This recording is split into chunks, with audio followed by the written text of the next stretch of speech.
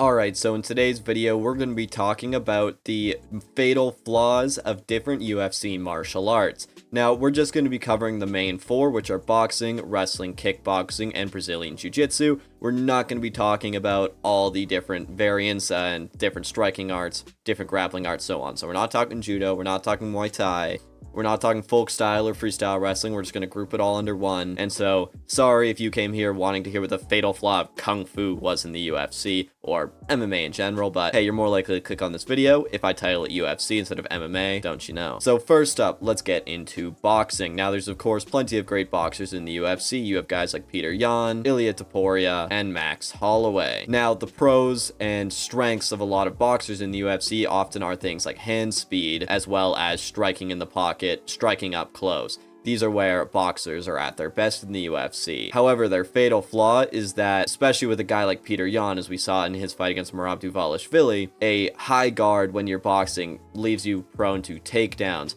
So does that heavy front leg. And so, of course, the biggest threat here would be some sort of cardio wrestler, or I know I said I wasn't going to break down specifically, but freestyle wrestler who's going to be really good at taking you down over and over and over. Again, we saw a perfect example of this in Petr versus Merab Dvalishvili. He just kept taking down over and over and over. Now, of course, the fix here is to really get good at your wrestle-ups, takedown defense. So, we saw in Sean Strickland versus Dricus du Plessis. Sean Strickland's, of course, a boxer. And yes, he would get taken down, but he was very quick to be able to stand back up. Or if you look at a striker like Jose Aldo, he's always had phenomenal takedown defense. And this is what you really need to make boxing work in the UFC. Now, on to wrestling. So, of course, you've had tons of great wrestlers in the UFC. As a matter of fact, it's the most dominant martial art in the UFC.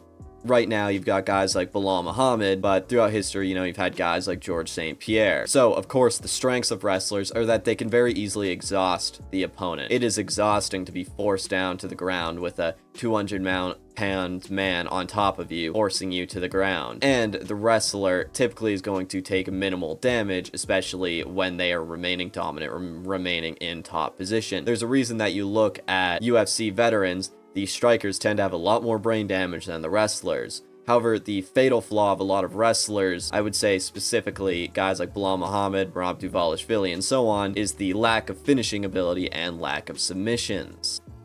Now, of course, you can be successful without those things. Decisions are, of course, a thing, but it's certainly a lot better if you can finish the opponent. And, of course, I would say the biggest threat for a lot of wrestlers are a very competent BJJ guy who can consistently throw up submissions. And, of course, I think the fix here is to simply learn some more BJJ, and get more aggressive, throw in some ground and pound and such as well. This is what makes a lot of the Sambo-based Dagestani wrestlers so effective, is Sambo is effectively wrestling plus judo plus BJJ, so they are phenomenal at getting you to the ground with the judo, they're phenomenal at holding you on the ground while wrestling, and they're phenomenal at submitting and finishing you as well with the Brazilian Jiu-Jitsu. Now, on to kickboxing. So, you of course have plenty of guys you can put here. You have Israel Adesanya, Leon Edwards, Garry, and of course many, many more. Now, the strengths for these fighters tend to lie in things like footwork and point fighting. Now, of course, there's lots of kickboxers who can finish people in very flashy fashion, but generally their strength is going to lie in point fighting, maintaining the distance, throwing leg kicks. You saw this type of thing lots with Israel Adesanya's title reign. And then that footwork, again, being able to constantly circle around the cage and such too, is generally very strong with kickboxers. Now, of course, their flaw is really the boxer's strength, and that's fighting in the pocket and clinch.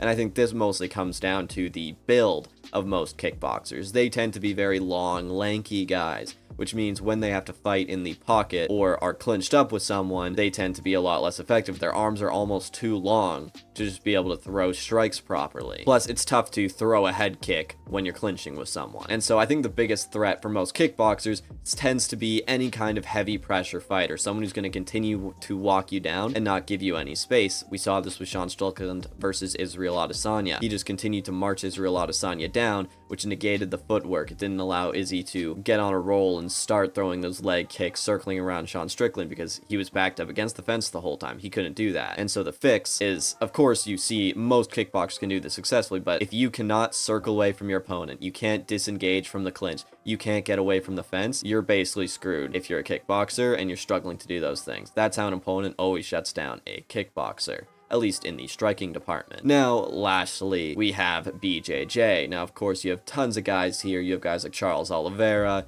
Diego Lopez, and Gilbert Burns. Now, of course, their biggest strength is going to be any kind of submission offense as well as defense. You have guys like Oliveira who have some of the, or I should say, the most submissions in UFC history, as well as guys like Gilbert Burns who've never been submitted because their submission defense is so strong. However, the fatal flaw for a lot of Brazilian Jiu-Jitsu guys is, for one, they just don't learn to strike. A lot of them, like Kron Gracie. Why is he on the UFC 310 main card? Why? Anyways, the main one I want to talk about, though, is that a lot of BJJ guys are simply way too comfortable off their back. They will often let themselves get taken down, sit into their guard, and just start trying to throw up submissions. And of course, this can work sometimes, but it's not the most successful thing in high-level MMA. Because where these submissions often come in with a lot of the best BJJ guys, when you're looking at guys like Charles Oliveira and Diego Lopez, is they're throwing up submissions out of scrambling situations. They're throwing on a sudden submission. It's not a thing where they're just sitting in guard and actually get it. We saw this in Charles Oliveira versus Arman Sarukian.